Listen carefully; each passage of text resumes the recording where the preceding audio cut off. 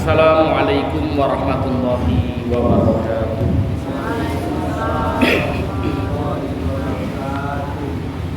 Innal hamdalillah nahmaduhu wa nasta'inuhu wa nastaghfiruh wa na'udzu billahi min sururi anfusina wa min sayyiati a'malina may yahdihillahu fala mudilla lahu wa may yudlil fala hadiyalah. Nashhadu an la ilaha illallah wa nashhadu anna Muhammadan abduhu wa rasuluh la nabiyya wa rasula ba'da. Faqad qala ta'ala fil Qur'anil Karim, ya ayyuhalladzina amanu taqullaha haqqa tuqatih wa la tamutunna illa wa antum muslimun. Wa qala nabiyyuna Muhammad sallallahu alaihi wasallam fil hadis asy-syarif, may yuridillahu bihi khairan yufaqihu fid din wa man salaka tariqan yaltamisu fihi ilman sahallallahu bihi tariqan ilal jannah. Amma ba'd.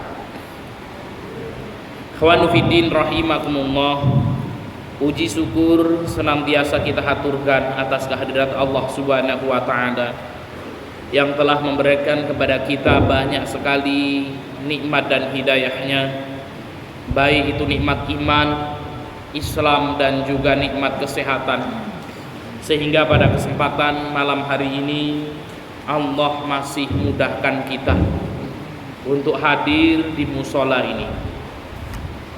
Sholawat dan salam semoga senantiasa tercurahkan kepada junjungan Nabi besar kita Muhammad sallallahu alaihi wasallam beserta keluarganya, para sahabatnya, para tabi'in, tabi'ut tabi'in, dan seluruh pengikutnya yang senantiasa mengikuti jejak dan risalah beliau sampai yaumul qiyamah. Ikhwanu fiddin rahimakumullah, untuk mendapatkan pahala dan keberkahan dari Allah Subhanahu wa taala, mari kita buka majelis kita dengan membaca basmalah. Bismillahirrahmanirrahim. Kita lanjutkan kajian kita Kitab Al-Lubab min Kitabil Adab. Kita masuk hari ini di halaman 80. Halaman 80. Adab bergaul dengan teman. Kita masuk ke poin yang ke-10. Ikhwan fiddin rahimakumullah, agama Islam merupakan agama yang sempurna. Maka segala sesuatu di dalam syariat kita ini diatur dengan baik oleh agama kita. Oleh karena itu di dalam agama Islam ada namanya adab. Adab-adab. Maka kitab Al-Lubab min Kitabil Adab yaitu berisi tentang inti-inti adab sehari-hari. Nah, di antaranya adab yang diatur di dalam agama kita adalah adab bergaul dengan teman, adab bermuasyarah dengan ikhwah. Maka kita masuk yang ke-10, ada mutahassud wa tabaghut wal hijru. Adab bergaul dengan kawan, dengan teman adalah tidak ada hasad, saling membenci dan saling menjauhi. Ini ada adab yang ke-10 dalam kita bergaul.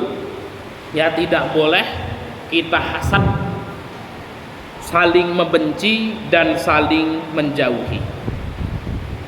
Ikhwanu fiddin rahimakumullah, kama jaa fi hadis Anas radhiyallahu anhu.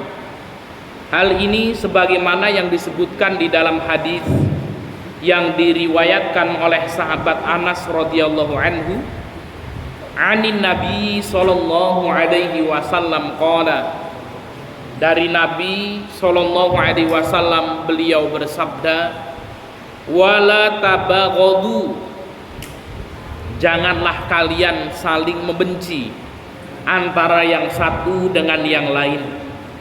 Wala tahasadu, janganlah kalian saling iri, saling hasad.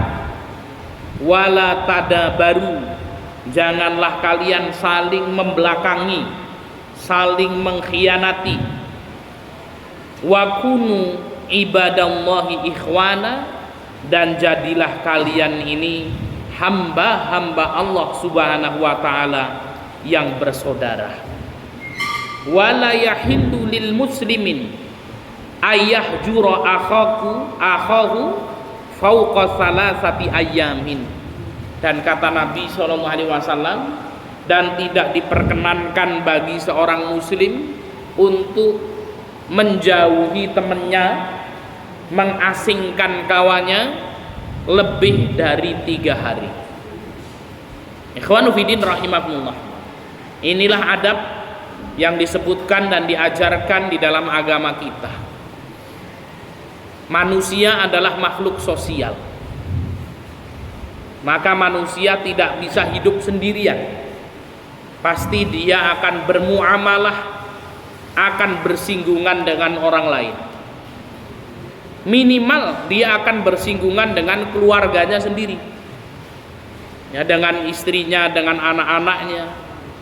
Nah, ketika keluar dari rumahnya, maka manusia memiliki saudara, manusia memiliki tetangga, manusia memiliki rekan, kerabat, dan lain sebagainya. Ibarat pepatah mengatakan, piring, ya, di dalam satu kotak itu pasti beradu. Jadi kalau kemudian ada gesekan dengan kawannya dan lain sebagainya, itu sesuatu yang lumrah, sesuatu yang wajar.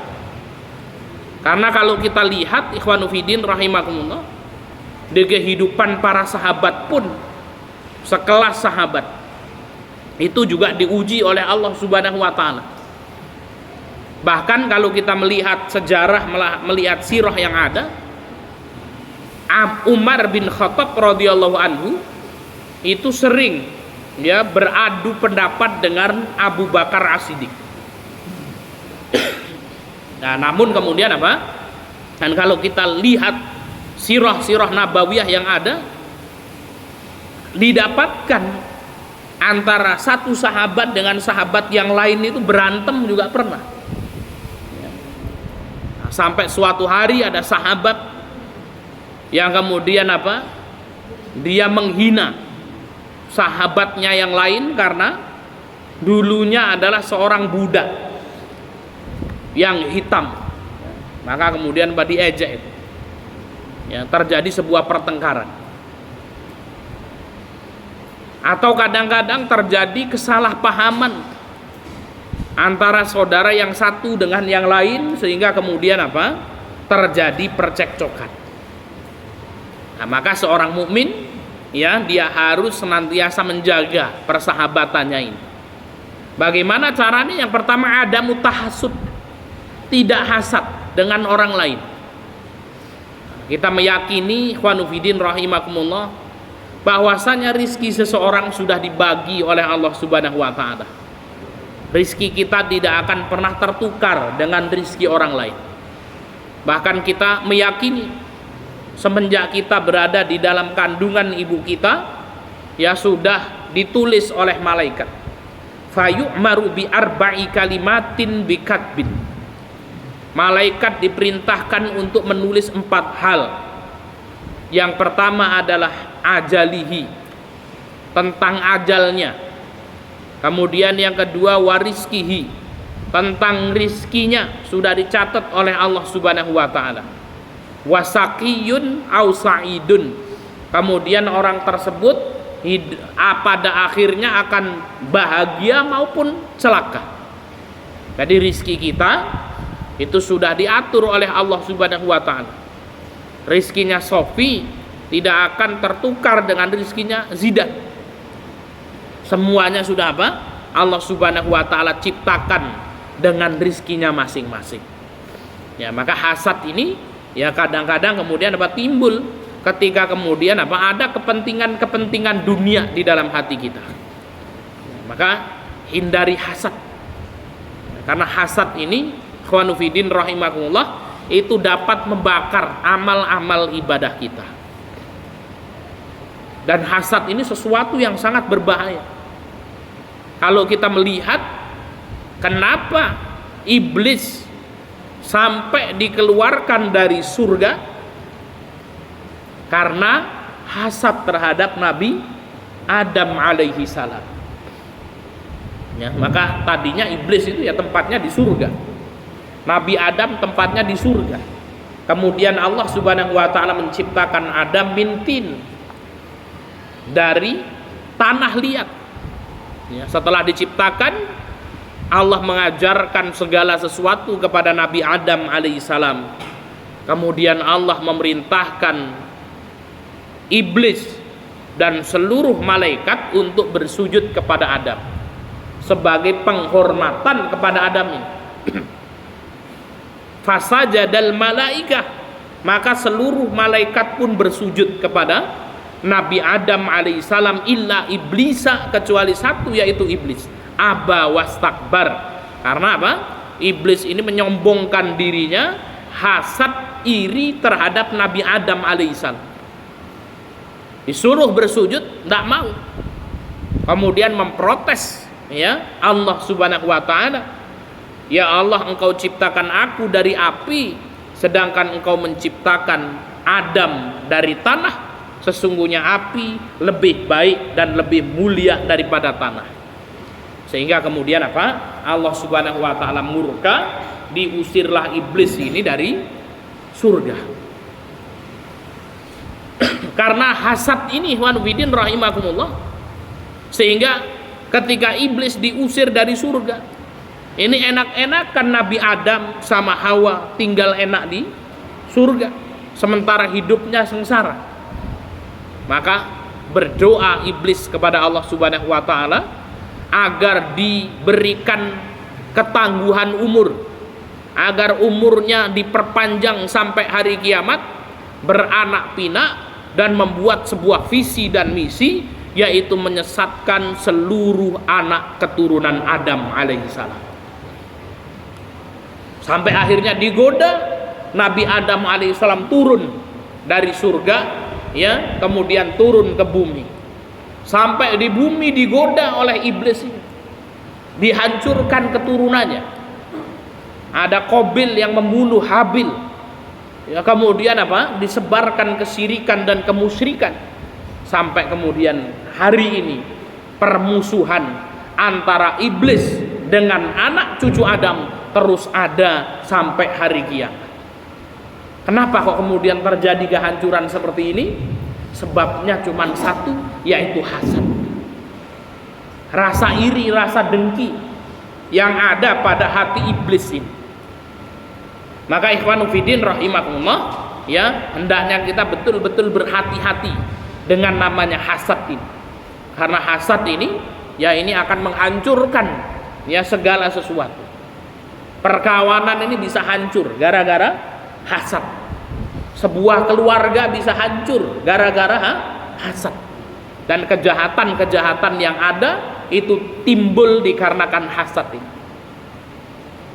Maka karena hasad ini Allah Subhanahu wa taala menurunkan surat khusus, yaitu qul a'udzu birabbil falaq min syarri ma khalaq wa min syarri ghasikin idza waqab wa min syarri naffatsati fil 'uqad wa min syarri hasidin idza hasad.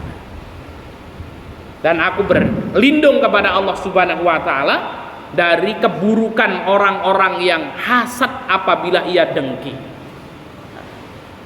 Nah, ini ikhwanufidin rahimakumullah.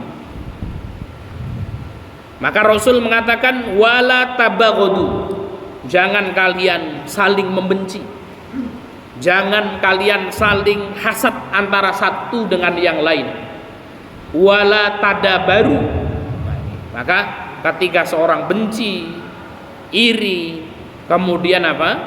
Ya, timbul tadabaru, ya, membunuh saudaranya dari belakangnya, itu tadabaru, membelakangi saudaranya. Dan jadilah kalian hamba-hamba Allah Subhanahu wa taala yang bersaudara, ya. Dan tidak halal bagi seorang muslim, kata Nabi SAW, untuk menjauhi saudaranya lebih dari 3 hari.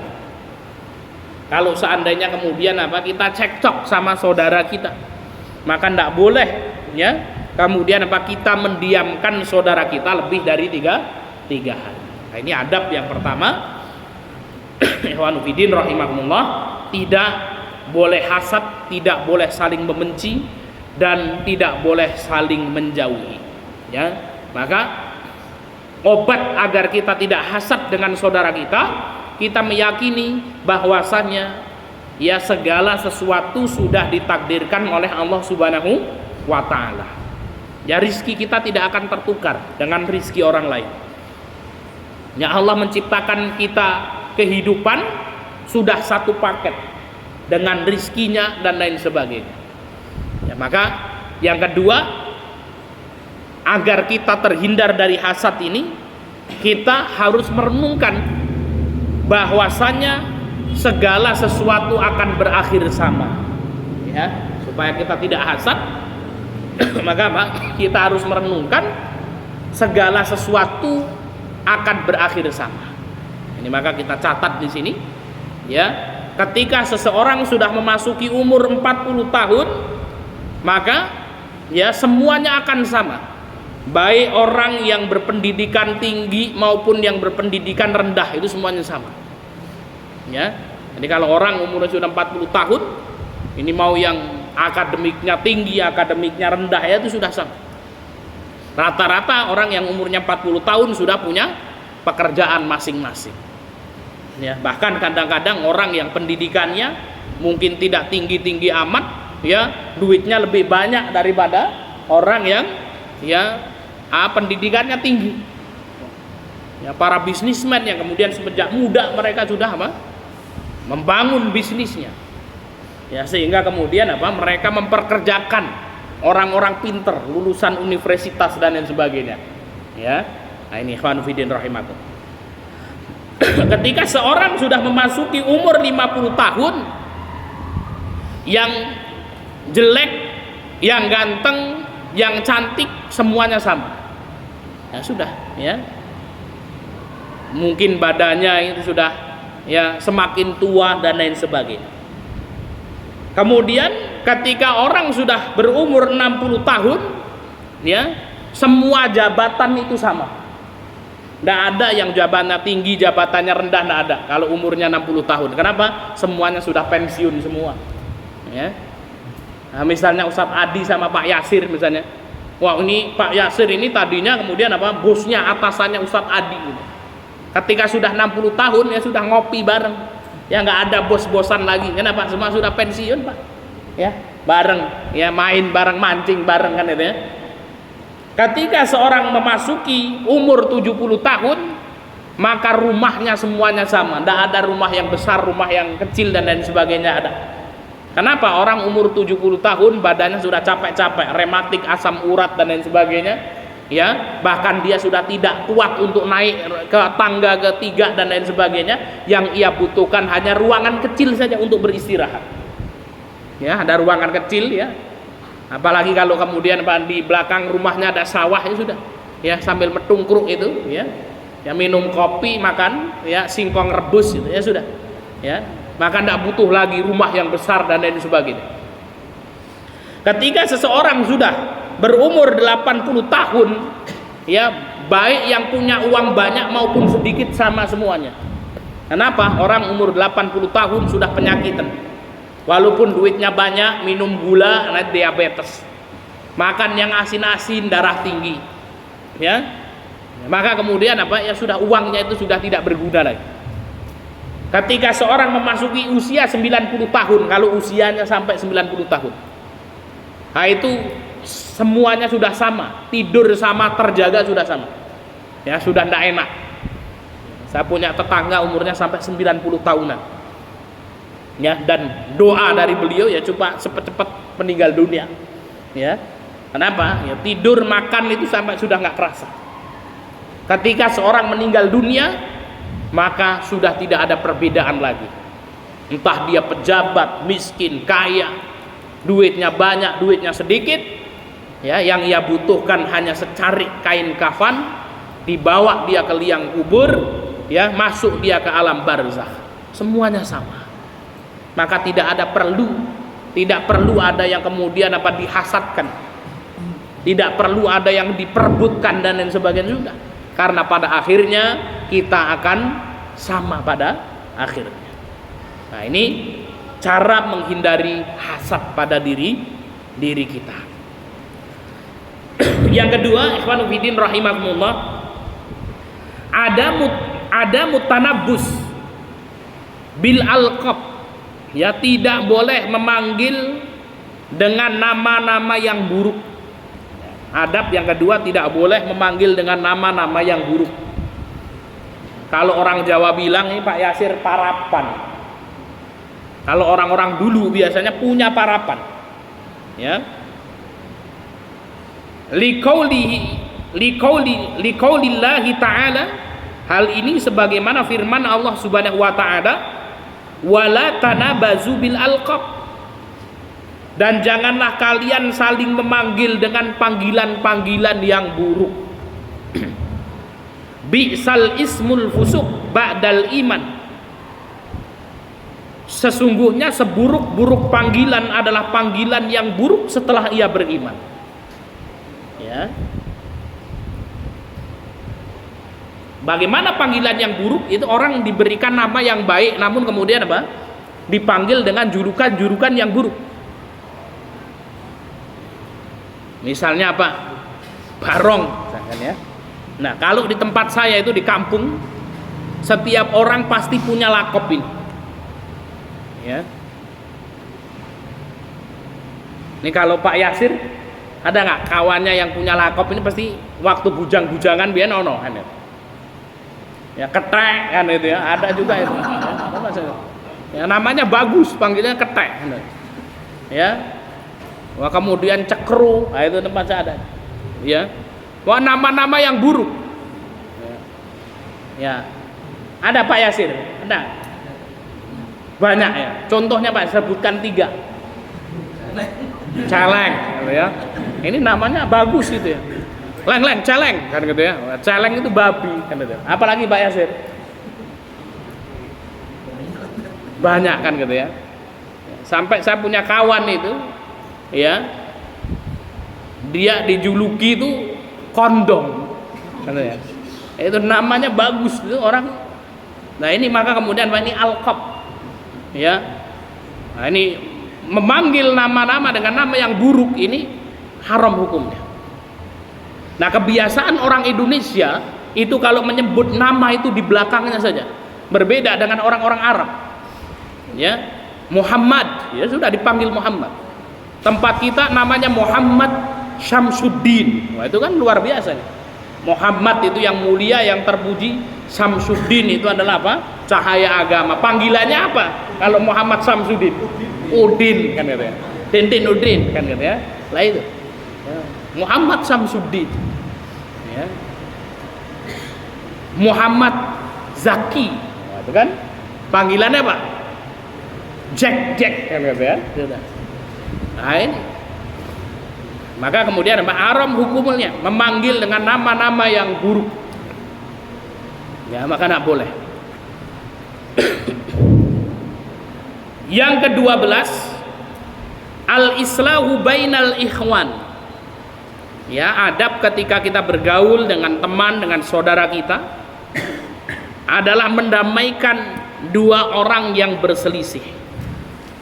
Liqaulihi ta'ala, hal ini sebagaimana firman Allah Subhanahu wa taala, la khaira fi katsirin min najwahum, tidak ada kebaikan ya dari banyaknya pembicaraan rahasia mereka, illa man amara bi shadaqatin, kecuali orang-orang yang memerintahkan kepada sedekah, au ma'rufin, atau memerintahkan kepada yang ma'ruf, kepada yang baik, au islahin bainan nas, atau mendamaikan sesama manusia. Nah, ini ikhwan fillah rahimakumullah, ya, maka adab yang ke-12 ketika kita bergaul dengan teman kita mendamaikan. Ya, kalau ada teman kita yang berselisih, nah ini bukan malah kemudian digoreng sekalian, bukan. Ya, wah ini ada dua orang ini berantem nih, wah ini biar seru nih, kan gitu ya. Nah ini sekalian. Tapi ketika ada dua saudara kita yang berselisih, maka kita damaikan keduanya. Yang ke-13, adamul manni, ya, tidak boleh mengungkit-ungkit pemberian. Nah ini ya, tidak boleh mengungkit-ungkit pemberian. Al-mannu muharramun, mengungkit-ungkit pemberian hukumnya haram. Wa dalil hadis Abdullah ibni Amr, dalilnya adalah hadis Abdullah bin Amr radhiyallahu anhuma. Qala, beliau mengatakan, qala Rasulullah sallallahu alaihi wasallam, Rasul sallallahu alaihi wasallam bersabda. Dan sabda Rasul sallallahu alaihi wasallam ini menyebutkan 3 orang yang tidak akan masuk surga. Nah, ini naudzubillah ya. Ada 3 orang yang tidak akan masuk surga. La yadkhulul jannata, kata Rasul, tidak akan masuk surga. Siapa yang tidak masuk surga itu? Yang pertama mannanun, orang yang suka mengungkit-ungkit pemberian. Lid, kamu itu Lid, kalau nggak tak kasih duit sudah miskin kamu, Lid. Ya. Wah ini maka kemudian apa? Ya kamu kalau tidak saya kasih pekerjaan, maka kamu sudah nggak makan kamu. Nah, ini ikhwanu fiddin rahimakumullah. Maka tidak boleh kita mengungkit-ungkit pemberian. Kita berbuat baik kepada orang, kemudian kita ungkit. Ya, kenapa kok kemudian apa? Ya, orang yang mengungkit pemberian itu tidak masuk surga karena ya diungkit kebaikan yang diberikan kepada kita itu menyakitkan. Ya, dikasih kemudian diungkit itu. Ya, sehingga kemudian apa? Karena saking bahayanya ini sampai Allah Subhanahu wa taala mengancam orang-orang yang mengungkit-ungkit kebaikan yang telah ia berikan kepada orang lain. Ikhwanu fiddin rahimakumullah, ada pepatah mengatakan, hutang uang bisa dibayar, hutang budi dibawa mati. Ya. Ini apa? Kalau kita utang duit, saya ada orang misalnya kesusahan, ya, kemudian datang Ustaz Taufik dan mengatakan kepada fulan ini, ya akhi, karena kamu kesusahan, tidak apa-apa, saya utangin kamu uang 100.000. Saya utangin kamu uang 100.000. Ketika kita utang sama orang 100.000, suatu hari nanti kita punya uang, duit itu bisa kita bayar, sudah tenang hati kita. Tapi kalau Ustaz Taufik datang, ya akhi, ini duit 100.000, pakai saja, nggak usah dikembalikan. Seneng atau enggak Pak Yasir kasih duit itu? Seneng kita, akan tetapi kemudian apa? Sebenarnya bebannya lebih besar. Kenapa? Kita berhutang budi kepada Ustaz Taufik itu tadi. Sehingga kemudian Pak, hutang budi ini tidak bisa dibayar dengan duit, ya, maka hutang uang bisa dibayar, hutang budi dibawa mati. Dan akan menjadi sesuatu yang menyakitkan ketika kemudian Pak Ustaz Taufik itu mengungkit pemberian yang telah diberikan kepada kita. Pak Yasir, dulu kamu itu kalau nggak saya utangin 100.000, mati kamu sudah ini kan. Wah itu sakitnya luar biasa. Ya, maka kemudian nama mannan, ya, orang yang mengungkit-ungkit pemberian itu tidak akan masuk surga. Nah, dalam kehidupan ikhwanu fiddin rahimakumullah, mungkin kita berbuat baik kepada teman-teman kita, ya, ngasih utangan misalnya, atau kemudian kita memberikan informasi peluang pekerjaan dan lain sebagainya. Ya, maka ingat ketika kemudian kita berbuat baik kepada saudara kita, yang harus kita lakukan, lupakanlah kebaikan-kebaikan itu. Ya, kita tidak pernah mengingat-ingat kalau kita sudah pernah berbuat baik dengan orang lain. Yang kedua, wala'akun, tidak akan masuk surga. Ak itu adalah orang yang durhaka kepada kedua orang tuanya. Nah, ini. Wa nufidin rahimakumullah. Ini golongan orang yang tidak masuk surga yang kedua. Akun yaitu orang yang durhaka kepada kedua orang tuanya. Apa arti durhaka? Ya, durhaka itu menyakiti kedua orang tuanya. Acuh tidak acuh kepada orang tuanya itu juga termasuk durhaka. Menelantarkan orang tuanya itu juga termasuk durhaka. Ya, bahkan ada azab yang akan Allah Subhanahu wa taala segerakan, ya, azabnya di dunia, di antaranya adalah ak, yaitu durhaka kepada kedua orang tua. Ya, durhaka kepada kedua orang tua. Nah, ini wa nufidin rahimahumullah. Ya, maka hati-hati. Yang pertama dengan orang tua, yang kedua dengan guru-guru kita. Nah, ini durhaka kepada orang tua itu akan mendatangkan kesengsaraan. Durhaka kepada orang yang mengajarkan ilmu kepada kita itu juga akan, ya, mendatangkan kesengsaraan dalam hidup. Ini naudzubillah min dzalik. Maka ada para kiai yang mengatakan itu, kalau ada orang pernah mondok kemudian masuk kepada usia 40 tahun kok kehidupannya belum mapan, ini masih, ya, gelisah, ya, sana kemari dan lain sebagainya, ya, maka ini bisa dipastikan dia ada masalah dengan guru-gurunya di pesantren. Ya, ada masalah dengan guru-gurunya di pesantren. Maka mencari ridho guru itu penting sekali. Nah, ini yang susah. Kadang-kadang ketika kita masih kecil, wah, kita bisa menghormati guru-guru kita. Tapi ketika kita sudah berilmu, mungkin ilmu kita sudah merasa selevel dengan guru kita, atau mungkin gelar akademik kita lebih tinggi daripada guru kita, sehingga kemudian di situ kita diuji, hilang takdim kita terhadap guru-guru kita. Naudzubillahi min dzalik, sehingga Allah Subhanahu wa taala cabut keberkahan ilmu itu.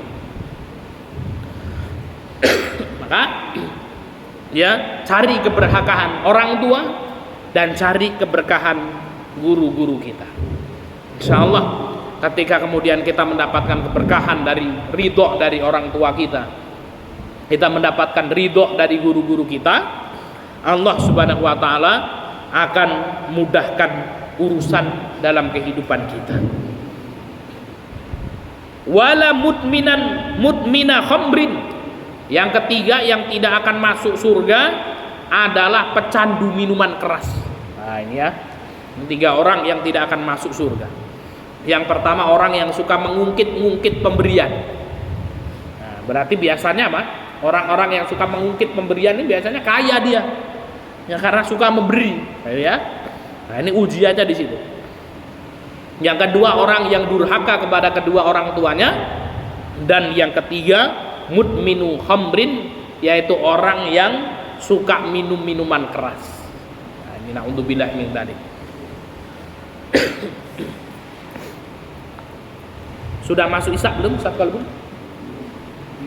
Berapa menit lagi? 5 menit lagi. Kita lanjutkan. Adab yang ke-14, hifdzu sirri wa adamu ifsaihi. Menjaga rahasia dari saudara dan teman-teman kita. Nah, ini, ya. Lamma jaa an Abi Hurairah radhiyallahu anhu.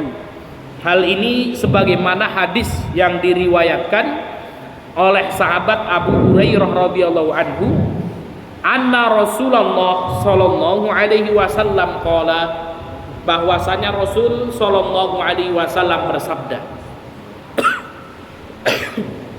Ayatul munafik salas. Bismillah. Tanda-tanda orang munafik ada 3. Idza haddasa kadzdzaba. Kalau dia berbicara dusta.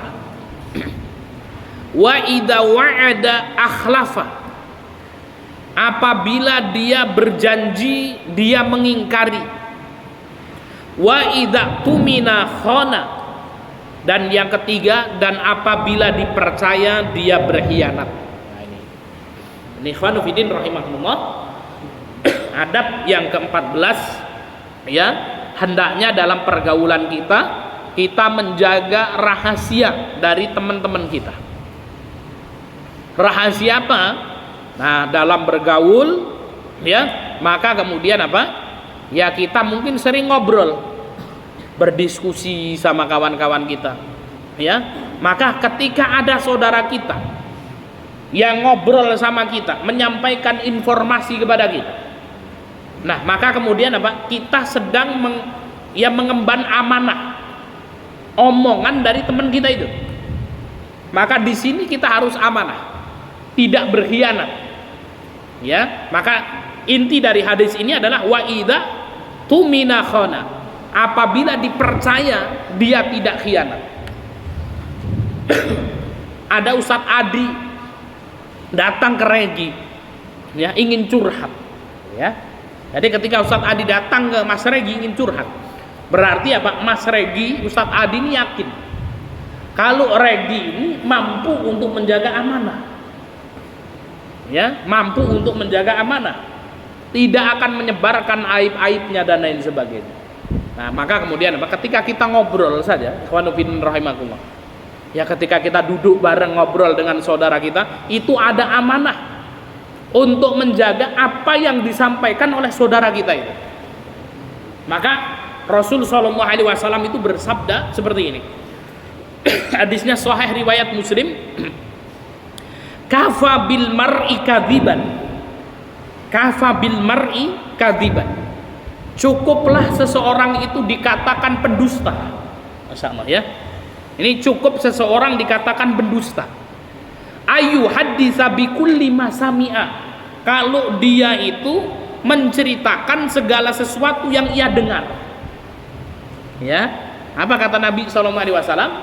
Ya, cukuplah seseorang dikatakan berdusta atau dia disebut sebagai pendusta kalau menceritakan segala sesuatu yang ia dengar. Ini artinya apa? Tidak semua yang kita dengar dari saudara-saudara kita ini kita sampaikan kepada yang lain. Nah, itu di situ ada amanah. Ikhwanu fiddin rahimahullah. Maka Imam Nawawi rahimahullah, ya, ketika beliau mengomentari hadis ini, jadi apa? Seseorang itu dikatakan dusta, dikatakan pembohong kalau kemudian apa? Dengar informasi disampaikan, ya, segala informasi yang ia dengar disampaikan itu dicap sebagai pendusta. Kenapa kok kita tidak boleh menceritakan segala sesuatu yang kita dengar? Ya, karena ada 3 kemungkinan. Ya, ada 3 kemungkinan kalau kita menceritakan sesuatu yang kita dengar. Yang pertama, kalau yang dikatakan kita itu, ya, kalau yang dikatakan itu benar, maka ini akan menjadi adu domba. Contoh, saya ngomong sama Ustadz Adi. Ustadz Adi, Pak Yasir itu loh, gendut gitu orangnya. Orang gendut gak gitu, mesti males kerja, malesan.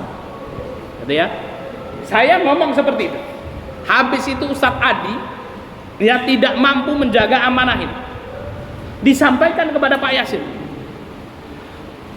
Pak Yasir, tahu nggak? Ustadz Sahid itu kemarin ngomong gini, katanya antum itu gendut pemalas, nggak doyan gawean. Bener nggak yang disampaikan Ustadz Adi ini? Benar. Ketika itu Pak Yasir marah atau enggak? Marah, kurang ajar Ustadz Sahid. Besok saya cegat di jalan, ya. Saya antemin batu pokoknya. Maka ketika itu Ustadz Adi sudah menjadi seorang yang mengadu domba. Coba bayangkan, ikhwanuddin rahimahullah. Ya, padahal yang diucapkan benar. Kalau yang diucapkan oleh saudara kita benar, ini akan menjadi adu domba. Kalau yang diucapkan saya salah, ini akan menjadi fitnah.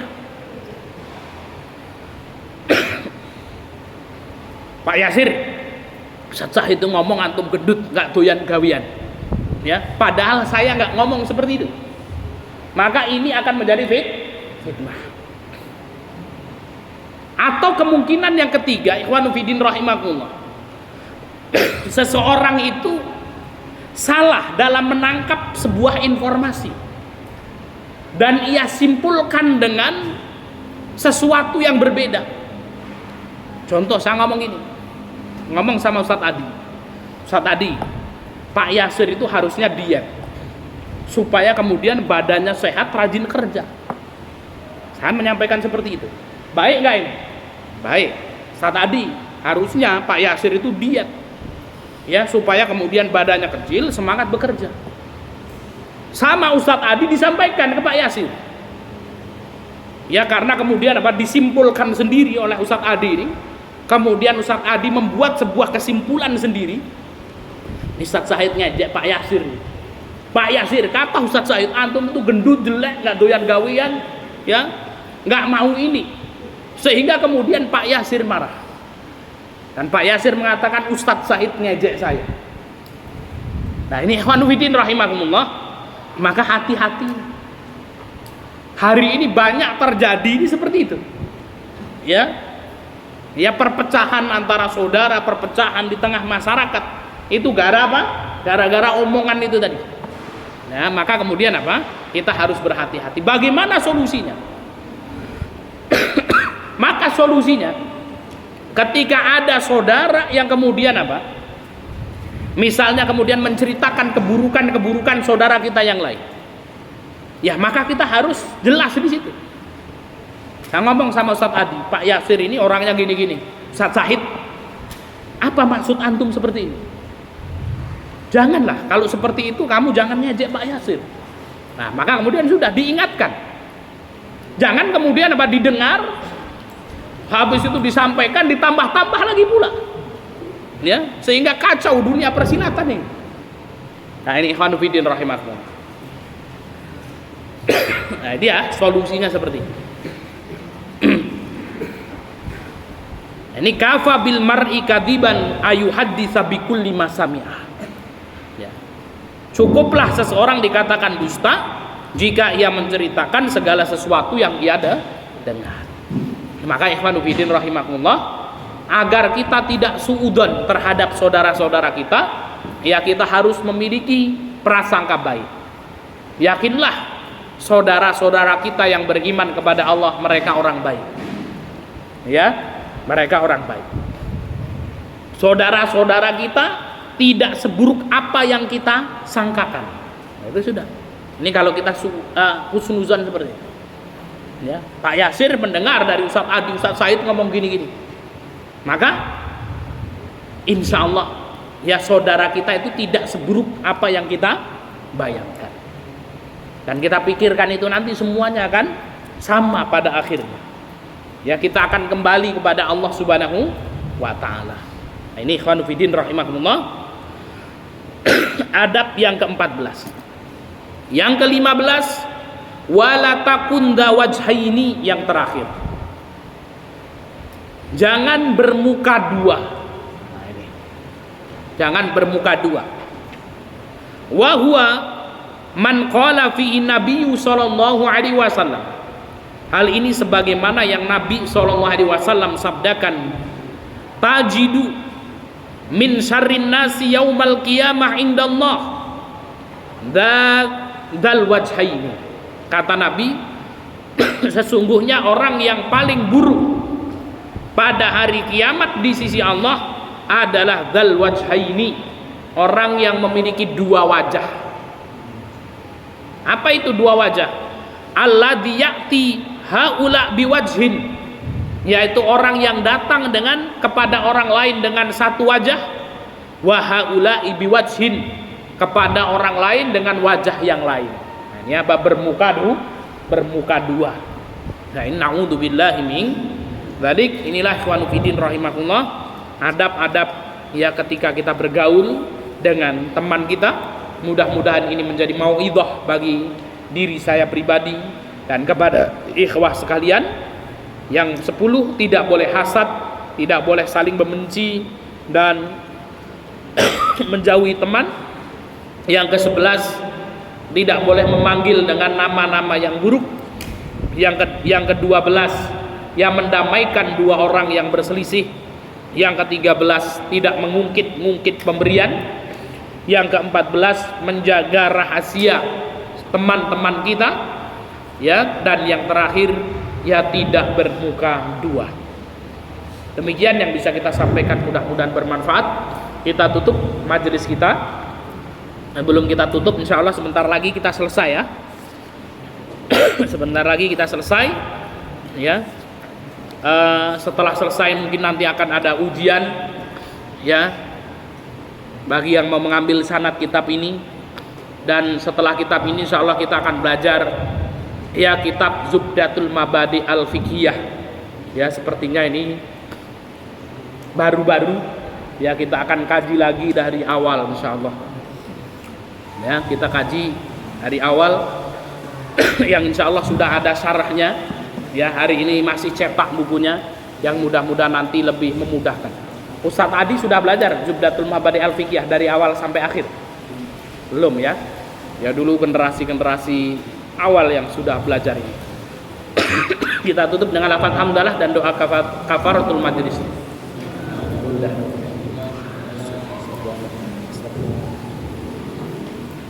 Wal akhir, wassalamualaikum warahmatullahi wabarakatuh.